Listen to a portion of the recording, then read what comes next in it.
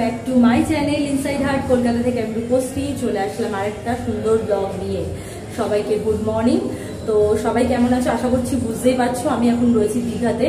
আর আমি এসছি মৌয়ের হাজবেন্ড, মৌয়ের মেয়ে, আমি আর আমার মেয়ে, আমরা এই কজন এসছি। আমার হাজবেন্ড আসেনি। তোমরা জানো দুদিন আগে আমি দীঘা থেকে ঘুরে গেছি, মন্দারমণি থেকেও ঘুরে গেছি, ব্লগও দেখেছো তোমরা। তো কিছুদিন পরে আবার আসলাম, একটাই রিজন, আমার মেয়ে আর সবাই মিলে বলছে চল চল, মৌ বললো চল ঘুরে আসি, সবাই মিলে খুব এনজয় করবো। তো সত্যি আমরা খুব এনজয় করছি। একটাই রুম নিয়েছি, রুমের মধ্যে সবাই মিলে রয়েছি, খুব মজা হচ্ছে, বিশ্বাস করো। সবাই মিলে একসাথে আসলে মজাটাই আলাদা তার। আর আমি এখন দেখো সুইমিং কস্টিউমে পুরো রেডি। আমি এখন দেখাতে পাচ্ছি না এইভাবে, কারণ ক্যামেরা করার মতো কেউ নেই। তো তোমরা সঙ্গে থাকো, সাথে থাকো। আমি এখন নামবো পুলে। বিচে গেছিলাম, বিচে কিচ্ছু নেই, মানে বিচটাই ফাঁকা নেই, জোয়ারের জল রয়েছে, তাই জন্য আমরা ভাবলাম না পুলেই মজা করি। কালকেও মজা করেছি, আমরা এসেছি কালকে, আর আজকে দিনটা থাকবো, কালকে চলে যাবো।